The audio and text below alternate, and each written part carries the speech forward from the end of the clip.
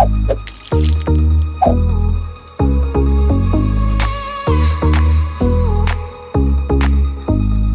guys, Sean Terry here, Flip2Freedom.com. All right, so what I want to talk about is dogged persistence when it comes to negotiating with a seller. So when a lot of people I see that go into a house and they're actually negotiating with a seller, they let the seller sell them on all their excuses, all their problems, and everything like that. So it takes a dogged persistence, and there's a specific way to be able to do it so you don't offend the seller and kick them out of the house or have them kick you out of the house. So here's an example of a deal I went in and met with the seller. So we went to the property.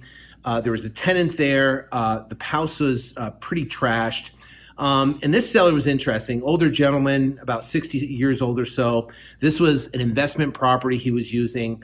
And we went through the property, needed all the work. There's kind of trash everywhere. And he was stuck at 160 for the property. Now, 160 was essentially, actually 155 was our exit price on the property. So 160 didn't work. So what do, right? So go in, meet with the seller. He is solid on 160. Actually, it was a little bit higher, but he came down to 160, and that's his number. I'm not moving. 160 is my number. That's it. So a lot of people, what they're going to do is they're going to, especially when you start pressing on the 160, they're going to leave, they're going to, say, okay, well, why don't I follow up with you or whatever the case may be. So how does dogged persistence, what do you do? Now, my number was 140. He was at 160. We had a $20,000 gap. How do we close that gap? Now, interestingly, when I'm talking to him, he used to be a prior vet. So he was in the military. So as we were walking the house, we're sitting out in front. He's telling me all the stories about his military days and talking about the property and how he had it for years and years and how he did some renovation, how he had tenants in and out of the property, and how he knows about construction and how he has renovated the property before and he actually put the tile in and he did a lot of the other renovations and getting the property up to par. Even though now the property needed a ton of work and the tenant essentially had trash everywhere, the place was trashed, he knew it. And the interesting thing is, as I spoke to him, he lived in Payson, which from Phoenix is about an hour and a half drive. So when I'm sitting there talking, negotiating with him, and he's literally, if you ever met someone who's stubborn, they're like, no, 160 is my number. That's it. I looked at the comparable sales, that's what I need to get out of it. If you can't hit 160, then we're just wasting each other's time. Yeah. And you're basically hitting against a wall. So you have a couple different options. Either A, you walk away and say you're going to follow up, and he wins the negotiation, or you have dogged persistence. And what I have found is that most of the deals that you sign with sellers takes that dogged persistent. And I'm teaching my sales guys this, of having that dogged persistent in a way where you don't offend the seller. He's at 160. I'm at 140. He's bound and determined to get 160. And my number is 140. So what do? Do I move toward his number of 160, or do I really understand the process and move him toward my number at 140? Well, I'm not moving, right? So it's that. That's number one. I'm not moving my position. So I've got to get him to move to my position. So here's the interesting thing. That, my friends, is sales. That is sales. That's what we do. Right? It's interesting because, you hire acquisitions guys, or maybe you are an acquisition guy for somebody else, or maybe you're out doing deals. Well, you know what? Anybody can get a motivated seller that says, hey, the house is trashed. It's a mess.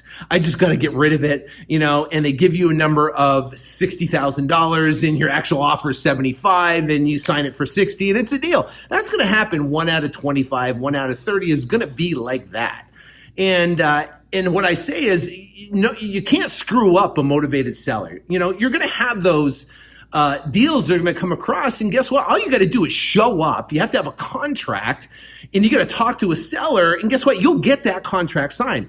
So essentially, you're just showing up and getting the contract, but you're really not negotiating to get that deal. So what I'm telling my sales guys is, say, listen, if you want to be great, you got to have dogged persistence. You got to be able to negotiate. That's where you get 2 and 25, 3 and 25, 5 and 25, 10 and 20.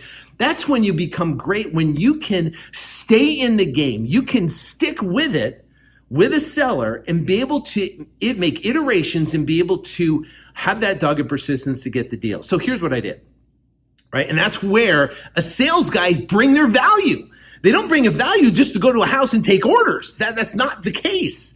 They bring the value by going out when a seller says they want retail, or when a seller says they want 160 and we're at 140, and have the ability to negotiate and get them down to move to our position and get that contract so you can make a profit. That's the value a sales guys bring, right? Just to go out and take orders from motivated sellers that want, your offer is 70,000, they want 60, and you just sign the contract. That is not the deal. That's not bringing value to the situation, right? That's just like essentially taking orders.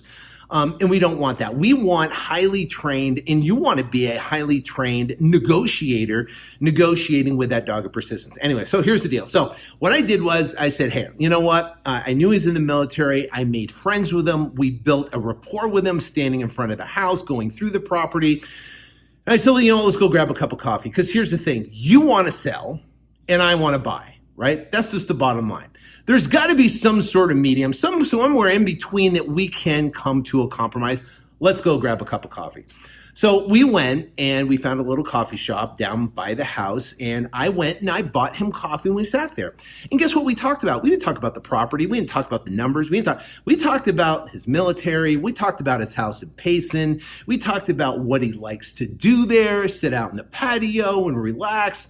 Well, guess what? I found out that, he's got some back problems and potential health problems, and he really likes relaxing up in Payson, and he only comes down here for this property, and it's kind of a hassle coming down here, and he doesn't like coming down to the heat, and he likes staying up there in Payson.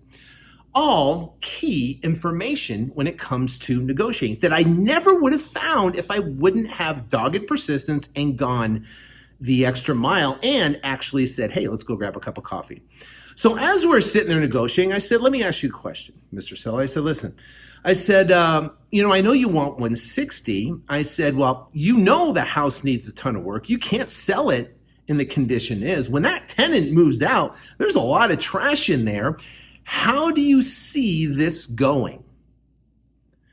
And I had him in his mind I said, let's say we don't do business. How do you see this going? And he said, well, I was going to come down and I was going to get a cot. I was going to put it at the house, and I was going to sleep in the cot, and I was going to start cleaning up the property, right?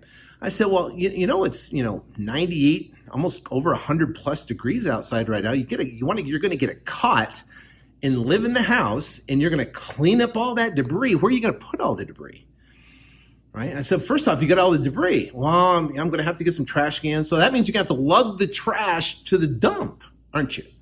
And he's like, yeah, I'm going to have to lug it to the dump. And I said, so what else are you going to do? So you're going to live in the car? And I said, well, I'm probably going to go out and I've got to, replace this, and I've got to fix the cabinets, and I've got to redo this, and I'm going to put different cabinets in, and the flooring's kind of a mess, and, the roof has some issues with it, and I have some leak in here. And I said, so let me ask you a question. How much do you think that will cost? I said, well, it's going to cost, anywhere from $10,000 to $12,000, probably to, clean. I could probably do a lot of it myself. I said, well, how much time do you think that's going to take? And he goes, well, it's going to take, who knows, maybe, 3-4 weeks, maybe a month or so, maybe a month and a half or so.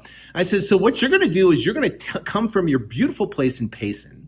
You're going to drive down here. You're going to get a cot, stay in the heat, and you're going to spend your time with your health condition and the way you are. And you're going to go out there and you're going to clean up all this stuff.